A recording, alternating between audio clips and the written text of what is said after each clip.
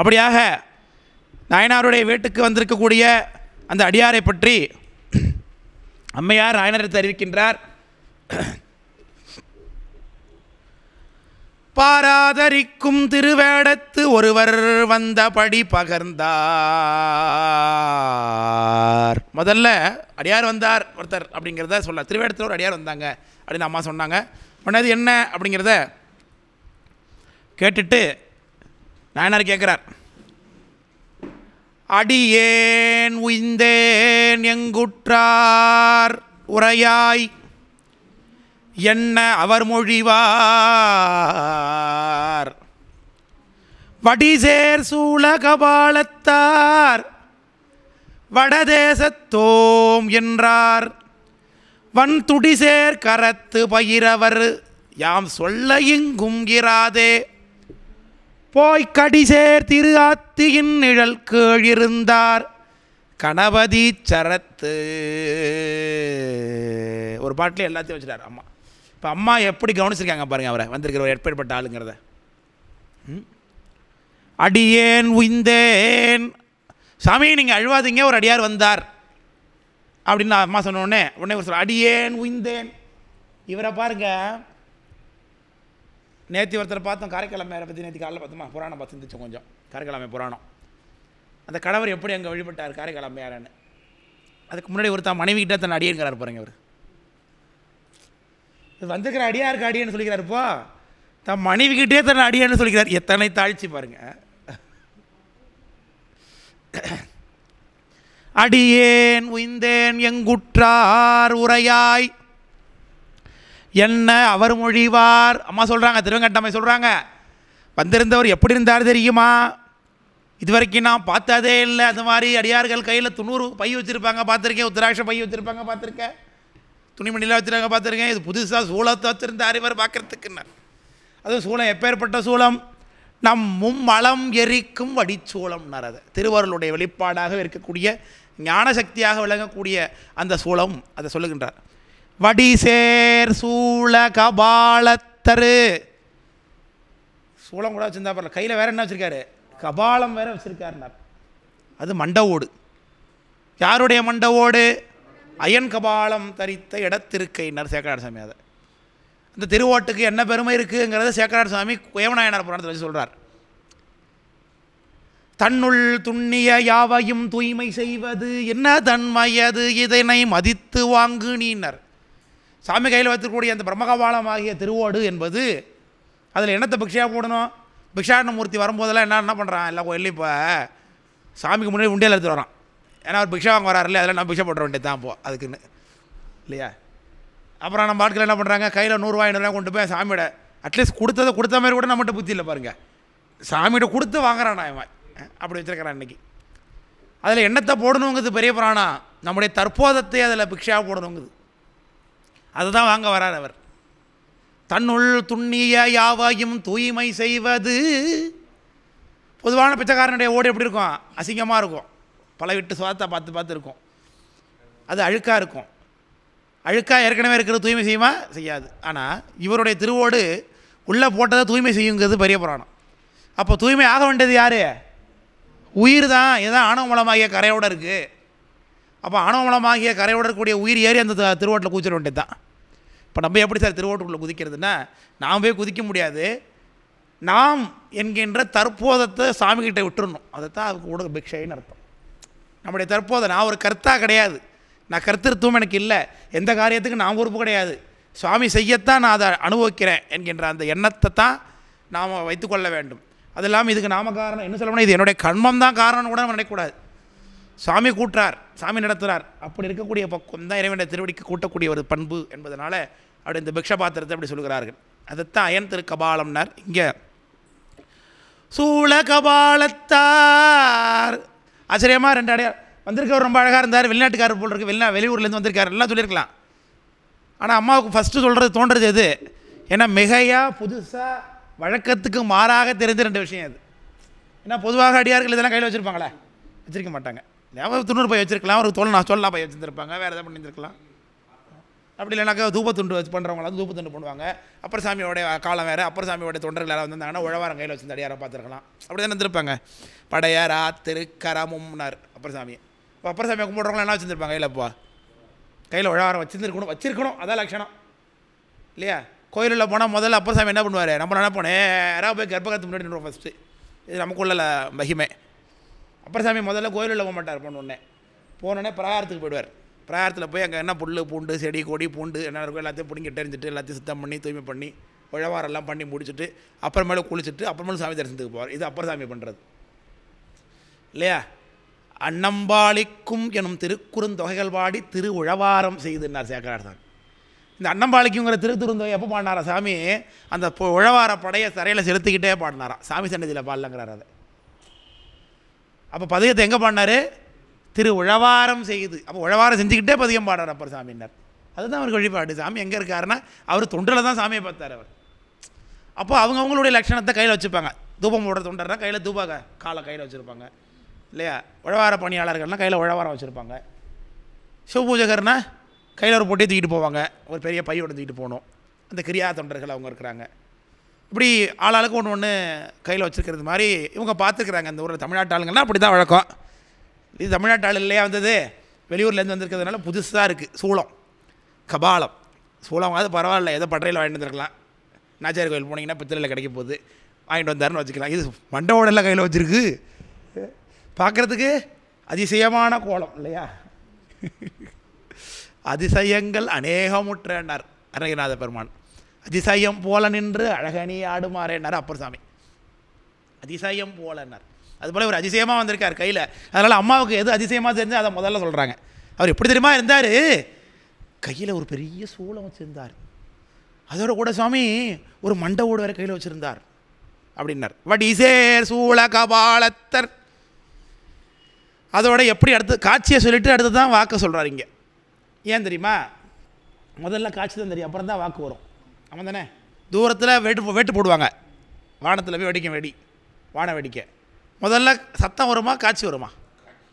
காட்சி தான் முதல்ல தெரியும். பளிச்சுன்னு வெடி வெடிக்கிறது தெரிஞ்சதுக்கு அப்புறம் சத்த கழிச்சு டம் மட்டும் சத்தம் கேட்கும் இல்லையா? முதல்ல காட்சி, அப்புறம் தான் ஓசை. அது அடிப்படையில் இங்கே சொல்கிறாங்க. முதல்ல கண்ணுக்கு தெரிஞ்சதை சொன்னாங்க அம்மா, அப்புறம் காதுக்கு கேட்டதை சொல்கிறாங்க பாருங்கள். முதல்ல கண்ணுக்கு தெரிஞ்சது கையில் இருந்த சூலமும் அவங்க தரிசனம் பண்ணியிருக்காங்க. அப்படி கண்ணை ஓட்ட விட்டு பார்த்தாங்க. அவர் பேசிக்கிட்டே இருக்கும்போது அம்மா காலிலேருந்து மேலேருந்து தலையிலேருந்து என்னென்னலாம் இருக்குங்கிறத பார்த்துட்டாங்க. அதை அடையாளப்படுத்துகிறாங்க இல்லையா? சாமி எப்படி தரிசனம் பண்ணணும்? திருவடியிலேருந்து ஆரம்பித்து சிரஸ் வரைக்கும் போய் சிரஸ்லேருந்து ஆரம்பித்து திருவடி வரைக்கும் வரணும். இதுதான் வழக்கம். அப்புறம் சாமி இப்படி தான் வழிபாடு பண்ணுகிறார்.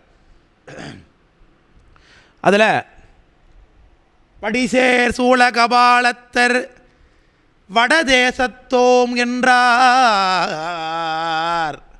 அவர் சம்ஸ்கிருதத்தில் சொல்லியிருக்கார். எனக்கு தமிழ் தெரியலையா என்னன்னு தெரில. தமிழ் தெரியாது போடுற உத்தராபதியாருக்கு. அவர் என்ன சொன்னார்? வடதேசம்னு சொன்னாரா? உத்தராபதினார். அது சமஸ்கிருத வார்த்தை ரெண்டுமே. அம்மா தமிழ்நாட்டு அம்மா இல்லையா? அதனால தான் வீட்டுக்காரர் தமிழில் டிரான்ஸ்லேட் பண்ணி சொல்கிறாங்க. அப்போ ரெண்டு பேருக்கும் என்ன தெரிஞ்சிருக்கு? சமஸ்கிருதம் தெரிஞ்சிருக்கு. உத்தராபதியாருக்கு தமிழ் தெரியலன்னு தெரிஞ்சிருக்கு இதுலேருந்து போ இல்லையா?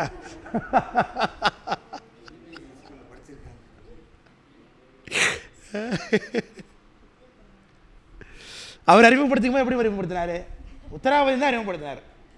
தமிழ்நாட்டு அம்மா அந்த அம்மாவுக்கு தமிழம் நம்ம லாங்குவேஜ் தெரியுமோ தெரியாதோ அப்படின்னு தெரியாமல் என்ன பண்ணார்? உத்தராபதின்ட்டார். அம்மா எப்படி சொன்னாங்க? அவர் உத்தராபதினாரா?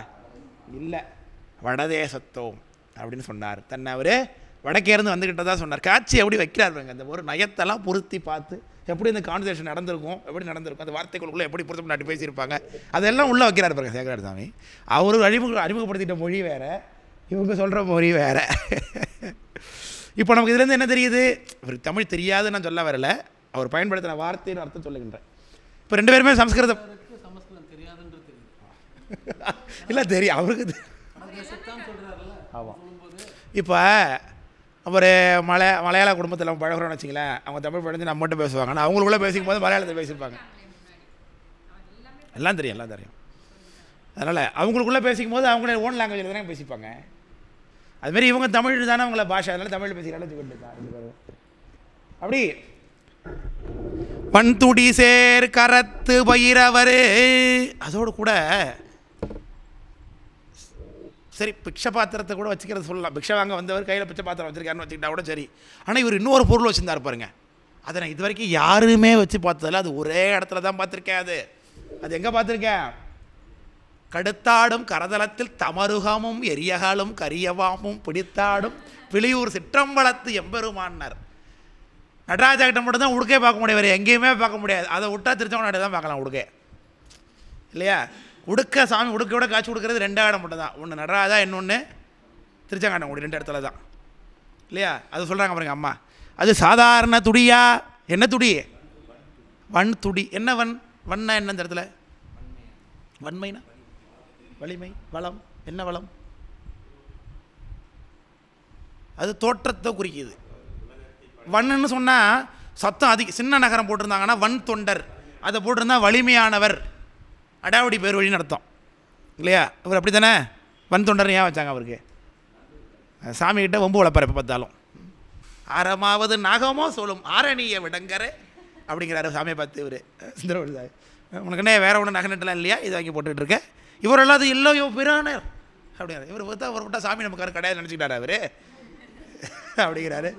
பார்த்துலாம் சூளம் கையில் இல்லையே, சூளம் இடுக்கி தானே, இப்படி இடுக்கி தான் முடிச்சு. எப்போதும் 4 கையோடய இருந்து பழகிட்டது இல்லை, சரி 2 கையில் வந்தோடனே எங்கே வச்சுக்கிறேன்னு தெரியாமல் இங்கே இடுக்கிட்டு.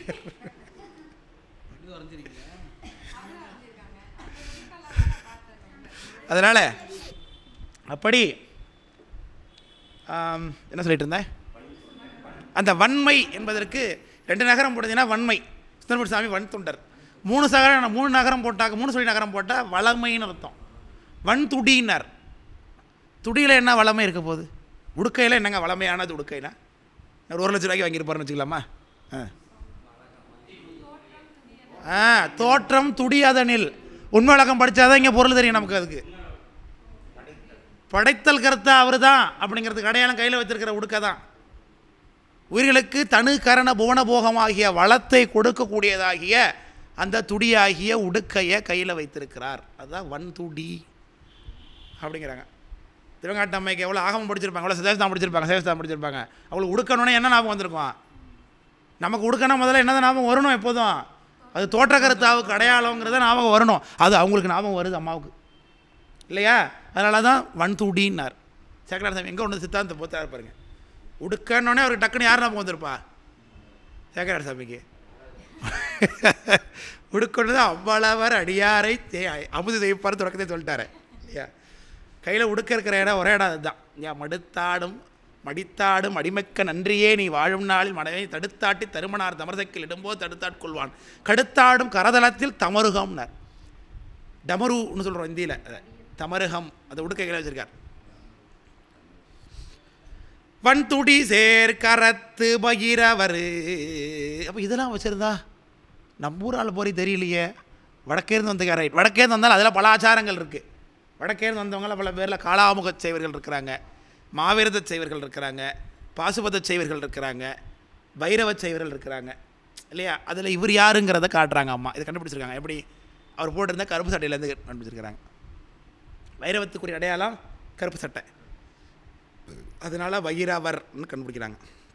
வந்திருக்க ஒரு பைரவடியார், இல்லையா? வந்திருக்கிறது என்ன சாமியா?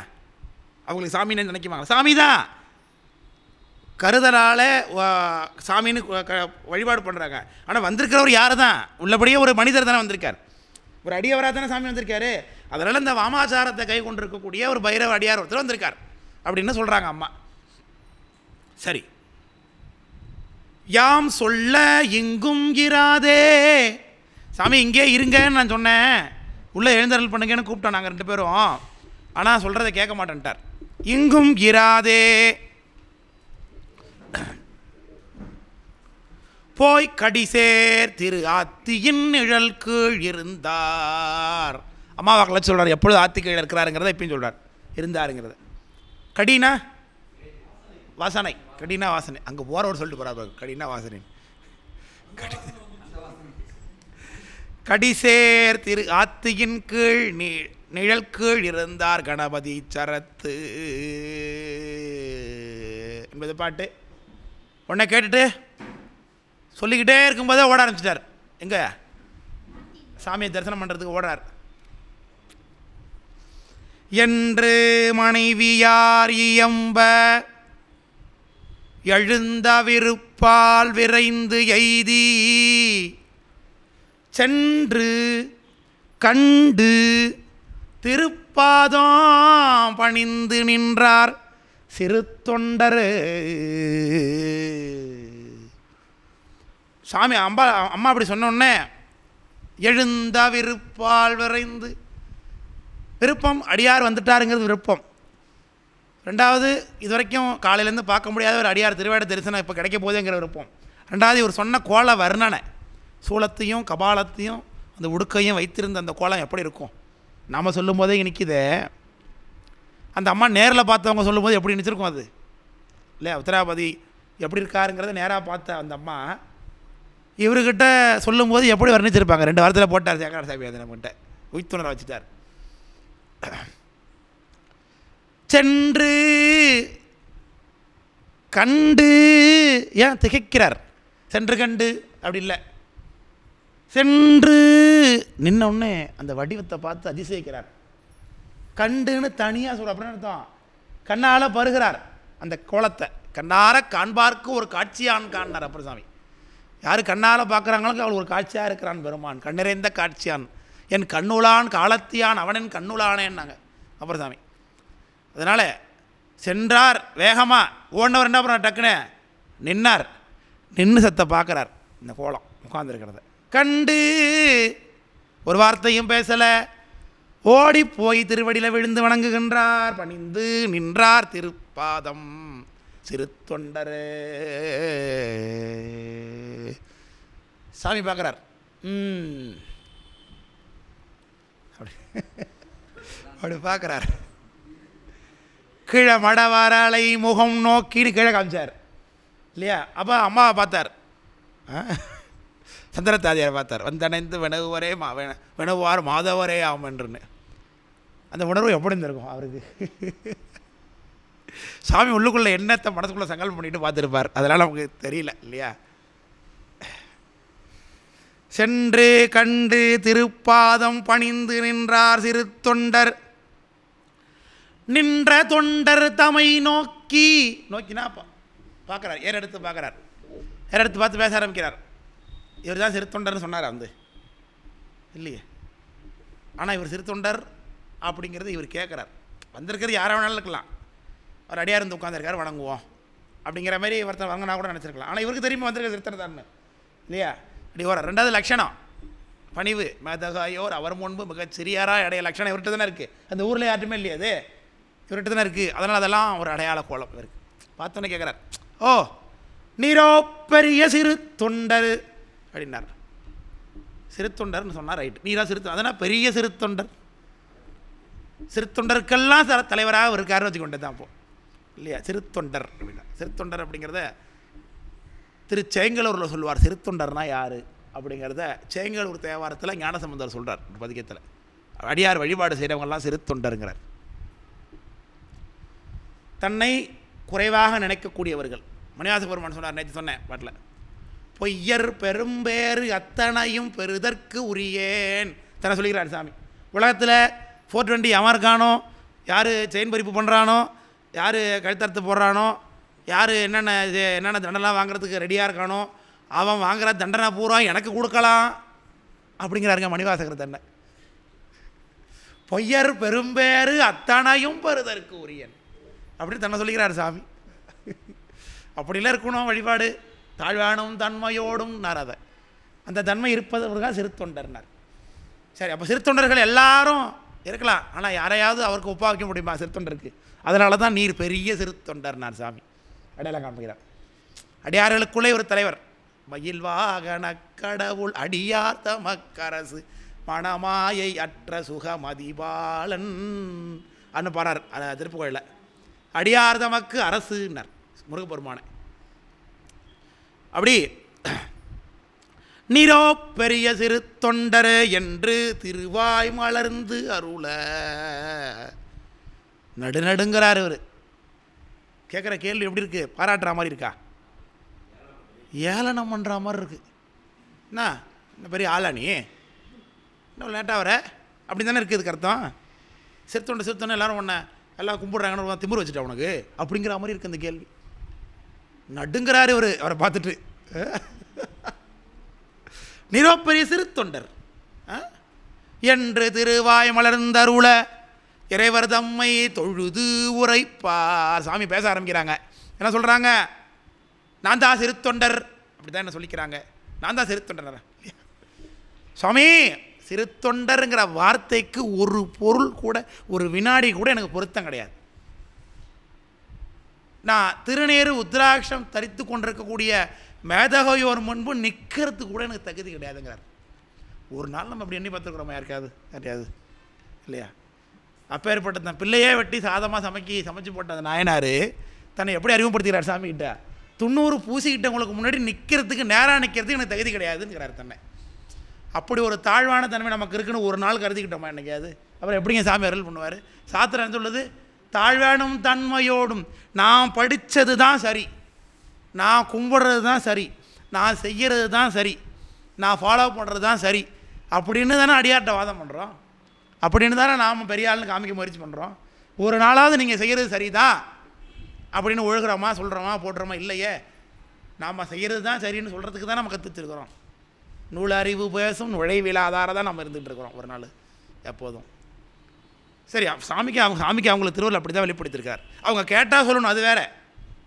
ஆனால் பணிவு என்னும் பொழுது அவங்கள்ட்ட நம்முடைய படோடபத்தை, ஆடம்பரத்தை, செல்வத்தை, நாம் பெரிய ஆள், எனக்கு நான் உடைய ஒரு பூஜை பண்ணுறேன், நீ பண்ணுறியா? செமி தீட்சை ஆகிட்ட உங்களுக்கு தீட்சையே வாங்கலை, நான் திருவேடம் போட்டுட்டு அலையிறீங்க. தீட்சை வாங்கிட்டு தான் திருவேடம் போடணும், அது சட்டம். அது யாருக்கு? நமக்கு தான். அது அடுத்தவர் பண்ணியிருக்காரான்னு பார்க்குறது கிடையாது சட்டம். விளக்கம் புரியுதுங்களா? நாம் தீட்சை வாங்கிட்டு தான் பண்ணணும். எதுவும் ஏன் ஒரு தீட்சை வாங்கிட்டு திருவேடம் தரித்து சமய தீட்சை எடுத்து விசேட தீட்சை வாங்கி நிர்வாண தீட்சை கூட ஆன ஒருத்தவர் சமய தீட்சை இல்லாத ஒருத்தவரை திருவேடம் பார்த்து வணங்குவார்.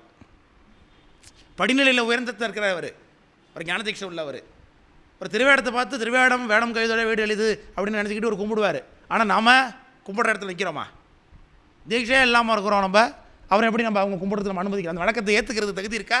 வணக்கம் செலுத்துவதற்கு உரிய காரணத்தை கையில் வைத்துக்கொண்டு வணக்கத்தை ஏற்றுக்கொள்வதற்குரிய தகுதி இல்லாமல் இருந்தோன்னா, அதனால் சட்டத்திட்டங்கள்லாம் எதற்காகனா நம்மளை நாம் திருத்திக்கத்தான். அது அடுத்தவங்களுக்கு பொருந்ததான்னு செக் பண்ணுறது கிடையாது. இப்போ நம்ம வீட்டு வாசல் நம்ம சுத்தம் பண்ணால் ஊர் சுத்தமாகிடாதா? அவங்க வீட்டு வாசல் அவங்க சுத்தம் பண்ணும்போது என்ன ஆகிடும்? ஊரே சுத்தமாகிடும், தெரு சுத்தமாகிடும். தெரு சுத்தமானால் ஊர் சுத்தமாகும், ஊர் சுத்தமானால் நாடு சுத்தமாகிடும். அவ்வளோதான். இப்போ சட்டத்திட்டங்கள் எந்த அளவில் நாம் சரியாக இருக்குன்னு பார்த்துக்க வேண்டியது. நாம் சரியாக இருக்கிறதுக்காக தான் சட்டத்திட்டமே தவிர்த்து இன்னொரு அடியார் சரியாக இருக்காரா, அவர் தப்பானவர், அவர் தீட்சை எடுக்காமல் இருக்கிறாரு, அவர் சிவபூஜை எப்படி பண்ணுறாரு, இவர் இப்படி பண்ணுறாரு, அவங்க அப்படி இருக்கிறாங்க, இவங்க இப்படி இருக்கிறாங்க, அதெல்லாம் சொல்வது அவருடைய கடன் அல்ல. பார்த்து பேதம் பார்த்து பழகுவது கூடாது. அப்போ அடிமை பண்பு வேணும். அடிமை திறமே பேணி நரப்பர் சாமி. இவர் தேவர் அவர் தேவர் என்று இரண்டாட்டாது ஒழிந்து, இவங்க தான் மெய்யடியார், இவங்க மெய்யடியார் இல்லை, இவங்க தான் ரொம்ப காலமாக அடியாராக இருக்கிறாங்க, இந்த அடியார் கிடையாது, இவங்க கிடையாது அப்படின்னு சொல்கிறதெல்லாம் பல இடங்களில் நம்ம பார்க்குறோம். அந்த ஐயா எப்பேற்பட்டவர் அவரும் அப்படிங்கிறோம். அப்போ இன்னும் துணர் பூசினவங்கன்னா ஏளனமா? இன்றைக்கி தான் சிவருமானம் கண்டுகிட்டவங்கன்னா ஏளனமா? அப்படி கிடையாது. யாருக்கிட்ட என்ன பக்தி இருக்குங்கிறது சாமிக்கு தான் தெரியும். அதனால் எல்லாரையும் ஒரு தரத்தில் வைத்து அடியார்களை பார்க்க வேண்டும், வணங்க வேண்டும் அப்படிங்கிறது கருத்து. அதனால் என்ன, அது எப்போது வரும்? தாழ்வில் தான் வரும். அந்த தாழ்வு இவர்கிட்ட சாமிகிட்ட இருக்குது. அதனால தான் தன்னை சொல்லிக் கொள்ளுகிறார். திருநீர் பூசினவங்களுக்கு முன்னாடி நான் எதற்கு நிற்கக்கூட தகுதி இல்லாத வேணாம் அப்படின்னு தன்னை சொல்லிக்கிறார். சார், நான் சும்மா கடையில் கோயிலுக்கு போகும்போது திருவிழா நடந்ததுன்னா காலேஜ் போய்ட்டு வர பசங்க துண்ணூறு பூசிட்டு வராங்க பார்த்தீங்களா? அடியார்கள்லாம் பூசி விட்றாங்க நேரத்தில். அதுவே பூசிட்டு வருவான் ஒரு பையன். அவனை பார்த்தாலே நடுங்க வரான். அவர் ஒரு காலேஜ் பசங்க திருவிழாக்கெலாம் வராங்க இல்லையா எல்லா ஊர்லேயும். அவனை துண்ணூறு பூசி போடும் அந்த நேரத்துக்கு, ஃபோட்டோ எடுக்கிறதுக்கு ஒரு கெத்துக்காக பூசிக்கிறாங்க, பண்ணுறான், எல்லாம் பண்ணுறான். அவரை பார்த்தாலே சாமி நடுங்க வரான் சிறுத்தொண்டாயினார். பூதியணி சாதனத்தார் முன்பு பூதியணி சாதனத்து அவர் முன் போற்ற போதே நாயிடினும். பூதிங்கிறது திருநீர். பூதினா செல்வம்னு அர்த்தம், விபூதினா திருநீர்னு அர்த்தம். விபூதினாலும் மேலான செல்வம்னு அர்த்தம். அப்போ மேலான செல்வம் எது? திருநீர் தான். மூலபண்டாரம் நரத தன்னடியார்க்கு மூலபண்டாரம் வழங்குகின்றான் வந்து முந்துமைனே நாங்கள் மணிவாசக பெருமானது திருநீர் மேதா திருவாளன் திருநீர் திலகவதியார் அளிப்ப பெருவாழ்வு வந்ததுன்னு வாங்கினார் நடது. ஏன்னா அவர் பார்த்து ரொம்ப நாளாக அதை பார்த்து அப்பர் சாமி கிட்டத்தட்ட 50 வருஷத்துக்கு மேலே போச்சு 90 அவர் பார்த்து. ஏன்னா குடும்பம் சைவ குடும்பம் குறுக்கையரக்குடி வழி வழியாக சிவ பூஜை பண்ணுறவங்க ஏகப்பட்ட கோயில் கண்ட்ரோலில் அவங்க வச்சுருக்கிறாங்க, ஏகப்பட்ட கட்டளை வச்சுருக்கிறாங்க, எல்லாத்தையும் விட்டுட்டு விட்டார் அப்பர் சாமி. 90 எப்போதும் பூசிப்பாங்க அவங்க வீட்டில் அனுஷானெல்லாம் பண்ணுவாங்க. ஒரு 90 பார்த்தாலே கண்டுபிட்டு கேட்டுக்கிட்டுன்னு வாழ்ந்துட்டு இருந்தார் 50 வருஷம். அதை பார்த்தோடனே இந்த அக்கா அவங்க பார்த்தோடனே காலைல போய் விழுந்தார் இல்லையா, பரசாமைய குழி விழுந்தீர் எழுந்திருந்தாங்க. தம்பி வந்துட்டியாப்பா உனக்காக தானே உட்காந்துருந்தேன். இல்லை பரசாமைய குழி விழுந்தீர் எழுந்திரீர், முதல்ல அதை விட்டு வெளில வா நாங்கள் அக்கா. எப்படி எல்லாம் உறவை நடத்திருக்காங்க பாருங்கள். நம்ம சாமிக்காக உறவுக்காக சாமியை விடுறோம், அவங்க சாமிக்காக தான் உறவுன்னே வச்சுருந்துருக்கிறாங்க ஆச்சாரியர்கள் லட்சணம் அப்படி இருந்திருக்கு. அப்படி அந்த 90 பார்த்து பெருவாழ்வுன்னார்.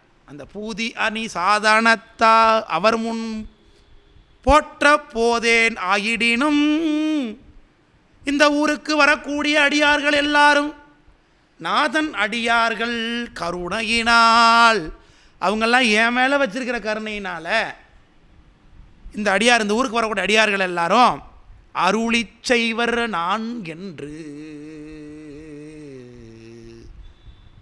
நான் தான் சிறு தொண்டர்னு சொல்லாமல் இப்போ சிறு தொண்டர் இவர் தான் இந்த ஊரில், அதில் மாட்டுக்கிறது கிடையாது.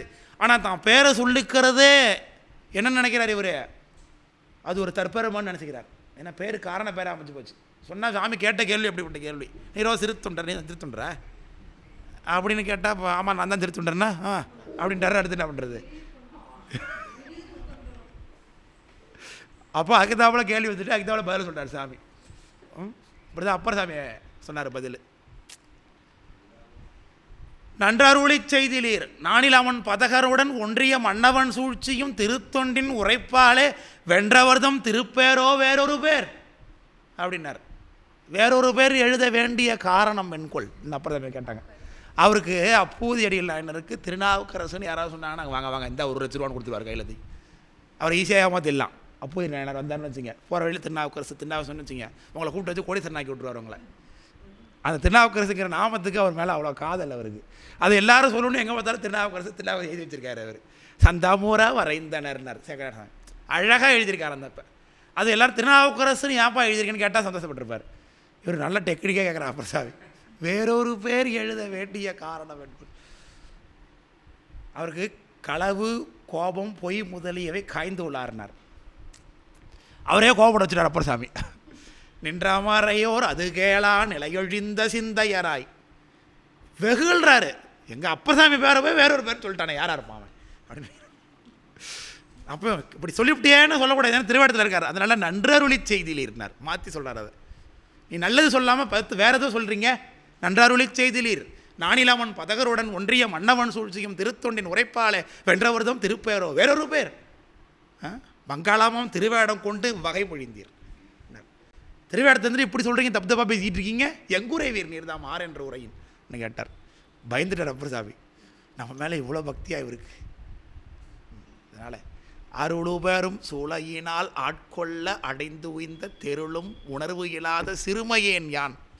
நீ சொல்கிறிய கும்பிடுறிய குலதெய்வமாக திருநாவுக்கரசு, அது நான் தான் இன்னும் சொல்லிக்காமல் அவர்கிட்ட எண்ணத்தில் தகுதி குறைவோ அதை சொல்லி அறிமுகப்படுத்துகிறார் இவர். நான் சாமியை பிரிஞ்சு ரொம்ப காலமாக இருந்தேன். அப்போ சாமி எனக்கு ஒரு பரிசு கொடுத்தார். என்னது? நோய் கொடுத்தார் எனக்கு. அந்த நோய் வந்ததுனால தான் நான் சாமி அறிஞ்சேன். அதனால் அந்த நோய் எப்பேற்பட்ட நோய் தெரியுமா? அருளு பெரும் சூளை. அந்த சூளை அருள் நமக்கு வந்த நோய் அருள்னு எவனா சொல்லி போனா இதை சொல்லி நினைக்காது. நம்ம அருளு பெரும் சூளையினால் ஆட்கொள்ள அடைந்து இந்த தெருளும் உணர்வு இல்லாத சிறுமையேன் யான் அறிமுகப்படுத்திக்கிறாங்க. ஆச்சாரிய லட்சணம்லாம் அப்படி இருக்குது. நம்ம அதில் 1% கற்றுக்கிட்டா கூட நல்லா வாழலாம் இங்கே. அதனால் சாமி சொன்னார் அருளி செய்வர் நான் என்று. என்னத்தான் இந்த ஊரில் சிறுத்தொண்டன்னு எல்லாரும் கூப்பிடுறாங்க, அதனால் அது அடியன் தான் அப்படிங்கிற மாதிரி சொல்லுகிறார் சாமி. நேரம் சொல்லாமல் சாமி சிரிச்சுக்கிட்டு கோதில் அன்பர் தமை அமுது செய்விப்பதற்கு குளப்பதியில் காதலாலே தேடியும் முன் காணேன் தவத்தாளுமை கண்டேன் அப்படின்னார். பூதி அணி கோதில் அன்பர் தமை அமுது செய்விப்பதற்கு. கோதுனா குற்றமில்லாத அர்த்தம். இந்த இடத்துல கோதிலுங்கும் போது குறைவிலா அமுதே கோதிலா நிறைவே அப்படின்னார். அமுது செய்விப்பதற்கு குளப்பதியில். குளப்பதினா இந்த ஊர், அவருடைய சொந்த ஊர், இந்த ஊராகிய திருச்செங்காட்டங்குடி.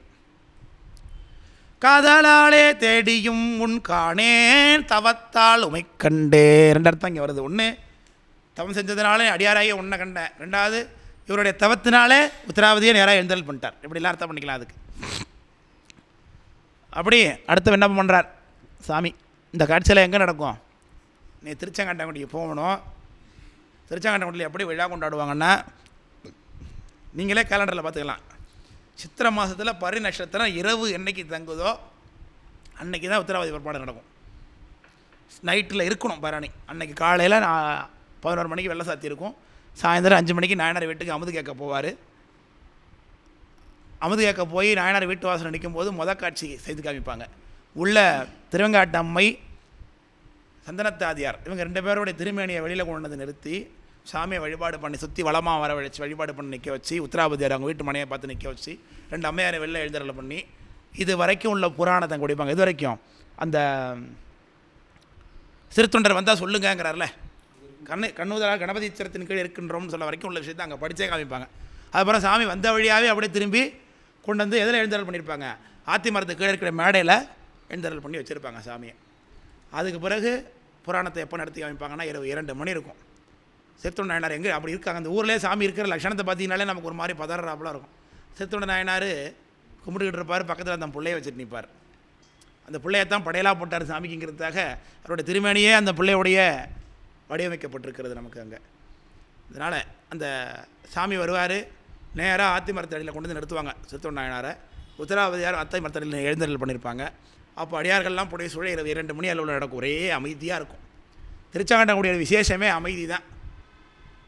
இந்த புராணத்தை காதலாக வாங்கணும், அங்கே நடக்கக்கூடிய வைபவங்களை சிந்திக்கணும் அப்படிங்கிறதுக்காக முக்கியமான இடங்களை ரொம்ப அமைதியாகவே செய்து காமிப்பாங்க. எல்லோரும் இந்த புராணத்தை ஓதுவார் பாட. இதை இப்போ சாமியும் நாயனாரும் பேசிக்கொள்ளக்கூடிய காட்சிகளை படித்து காமிப்பாங்க. இந்த பகுதி படிப்பாங்க. இவர் கேள்வி கேட்குறது மாதிரியும் அவர் பதில் சொல்கிறது மாதிரியும் அவன் வீட்டுக்கு வானுக்கு போடுறது மாதிரியும் நம்ம உன்னால் பரிந்து ஓட்ட முடியாது என்பது போல எல்லாம் சொல்லுகின்றார். அடியேன் மனையில் எழுந்தருளி அமுது செய்ய வேண்டும் என நெடியோன் அறியா அடியார்தாம் நிகழும் தவத்தீர் உமை காணும் படியால் வந்தோ முத்தராபதியோ எமை பரிந்து ஊட்ட முடியாது உமக்கு செய்கை அரிது ஒண்ணாது என்று மொழிந்து அருள. இங்கேயும் லாங்குவேஜ் பிரச்சனை வந்திருக்கு பாருங்க. திரும்ப சாமி என்ன சொல்கிறார் தெரியல, உத்தராபதி தான் சொல்லிக்கிறார். இங்கேயும் அடியேன் மனையில் எழுந்தருளி அமுது செய்ய வேணும். பெருமானே எங்கள் வீட்டில் எழுந்தருளி நீங்கள் திரும்ப செய்து கொள்ள வேண்டும். ஒரு நாள் எழுந்தருளை பண்ண வேண்டும், எங்களுக்கு வரம் கொடுங்க பெருமானே என்று விண்ணப்பம் பண்ணிக்கிறார் நாயனார். அதுக்கு சாமி சொல்கிறார், எப்பேற்பட்ட சாமி? சேக்கராட சாமி அவருடைய பாயிண்ட் அங்கங்கே வைப்பார் சேக்கராட சாமி. இது வரைக்கும் நம்ம நெடியோன் அரியா சாமின்னு தான் பார்த்துருக்கோம். இந்த இடத்துல பாருப்ப நெடியோன் அரியா அடியார்னார். இந்த இடத்துல திருமாலுக்கு சிவருமானுடைய பெருமை மட்டும் தெரியாது, சிவருமானோ கும்புற அடியார்களுடைய பெருமையும் தெரியாதான் திருமாலுக்கு அப்படிங்கிறார் இந்த இடத்துல சேக்கராட சாமி. நெறியோனரியா அடியார், இந்த இடத்துல அடியாராக வந்தவராகிய பைரவர் அவரை சொல்லுகிறார். தாம் பேச ஆரம்பிக்கிறார் பைரவர். சித்தனார் எப்படி கூப்பிடா பாருங்க. நிகழும் தவத்தீர், திருத்தொண்டன் தானே கூப்பிடணும். திருமால் நெடியோன்னாலும் திருமால் நடத்தும். நேரம் வளர்ந்தார்லையே மேலே என்னது திரிவிக்கிரமராக வந்தார்லையே. அது நிகழும் தவத்தீர், தவம் இங்கே பையனுக்கு வந்துக்கிட்டு இருக்குன்னு அர்த்தம். இப்போது இது வரைக்கும் இல்லையா? நிகழுதல்னு அர்த்தம் ப்ரெசென்ட்டில் இருக்குன்னு அர்த்தம். தவம் இப்போ நமக்கு நிகழ்தான்னு தெரியல, தவம் இப்போ நமக்கும் நிகழுது. அதனால தான் புராணம் சிந்திக்கிறோம். இப்போ தவம் நமக்கு இப்போ நிகழ்ந்து கொண்டு இருக்கு இல்லையா?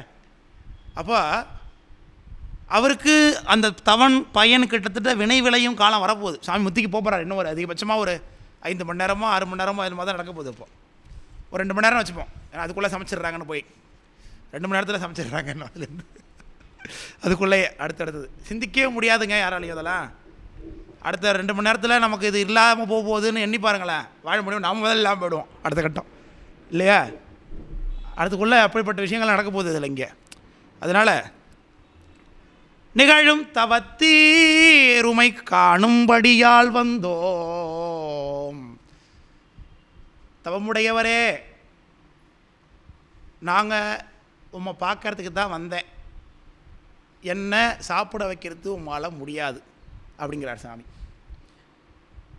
நிகழும் தவத்தீருமை காணும்படியால் வந்த உத்தராபதியோம். இங்கே சொல்கிறார், குறிப்பு உணர்த்துறார். நான் வாமாச்சாரத்தை உடையவன் அப்படின்னு என்ன அர்த்தம்? நான் நான் வெஜிடேரியன் அர்த்தம். பூணூல்லாம் போட்டிருக்கீங்க, மாயசிர பூஜை, நீங்களாம் பருப்பு கறி சாப்பிட்றவா வராது அப்படிங்கிறார் சாமி இல்லையா? இல்லை பருப்பு சாம்பார், அதில் நெய் விட்டுட்டு அதில் கொஞ்சம் ரசம் ஊற்றிக்கிட்டு அப்புறமேல தயிர் விட்டு அதெல்லாம் வடகை வத்தல் அப்பளம் இதெல்லாம் வச்சு சாப்பிட்றவள்கிட்ட போய் இவர் என்ன சொல்லிட்டு இருக்காரு? நான் ஒரு மிலிட்ரி ஹோட்டல் பேர் வழிக்கிறாரு சாமி இல்லையா? உத்தராபதியம்னா என்ன அர்த்தம்? நான் வடக்கேருந்து வந்திருக்கேன்ப்பா, நான் வாமாச்சாரத்தை ஒழுகுன்றவன், நான் நான்வெஜ் சாப்பிட்றவேன்னு அர்த்தம் இல்லையா? மாம்சம் சாப்பிட்றவேனா அது உம்மால் முடியாதுங்கிற அர்த்தம் ஒன்று. அதுக்கெல்லாம் எங்கள் சாமி அஞ்சுவாரா? மாம்சம் அதெல்லாம் ஒன்றும் பிரச்சனை இல்லை, இதுன்னு ஒரு விஷயமா வாங்க, ஒன்றும் பிரச்சனை கிடையாது, சொல்ல போகிற அடுத்தது. அதனால் எம்மை பரிந்து ஊட்ட உம்மை உம்மால் முடியாது, உமக்கு முடியாதுன்னார். இப்போ ஏன்னா நான்வெஜ் சாப்பிடாதவங்க நான்வெஜ் சமைக்கிறதையோ அந்த கறிக்கடையோ அதே பார்த்து என்ன பண்ணுவாங்க அப்படிம்பாங்க, ஷூ அந்த பக்கமே பார்க்காத, பாவம் கோழியெல்லாம் பாவம் இல்லையா, மீன்லாம் பாவம் இல்லையா அப்படிம்பாங்க. இப்போ கொசுலாம் பாவம் இல்லையா, அதை மட்டும் அடிக்கலாமா? எலி விஷம் வைக்கலாமா? எலிக்கு சாப்பாடு வச்சு பாய்ச்சைக்கு உருண்டு வைக்கிறாங்களே, எல்லாம் வைக்கிற ஹிட் அடிக்கிறோம், ரைட். அதனால் இப்போ நான்வெஜ் சாப்பிட்றவனே பாருங்களேன் என்ன சொல்லுவான், பூனைக்குட்டியை பார்த்தா ஐயோ பாவமாக இருக்கே, அடிப்பட்டு செத்துரும் போல் இருக்கே, நாய்க்குட்டி பாவமாக இருக்கேன்பான். ஆனால் ஆட்டுக்குட்டியே வெட்டி சாப்பிடுவான் இல்லையா? அதுக்கு மட்டும் பாவம் இல்லையா? அதனால் இந்த சாப்பிடாதவங்கள்லாம் இதுலேருந்து என்ன தெரியுது? சாமி சாப்பிட மாட்டாருன்னு தெரியுது சிறுத்தொண்ட நாயனார் இல்லையா? அதனால தான் சாமி எச்சரிக்கை பண்ணிக்கிறார், நான் சாப்பிட்றது உங்களால் கொடுக்க முடியாது, அதனால் விட்டுங்க, நான் வெளியில் தனியாக சொல்லியிருக்கேன், வெளில எனக்கு ஆர்டர் பண்ணியிருக்கு, ஹோட்டலில் வருது அப்படின்னு. எம்மை பரிந்து ஊட்ட முடியாது உமக்கு செய்கை அரிது ஒண்ணாது. அரியதுன்னர் என்ன? சாப்பிட வைக்கிறதுக்கு உம்மால முடியாது என்று மொழிந்து அருள அப்படின்னாரு. அப்போ உடனே சாமி சொல்லுகிறார்,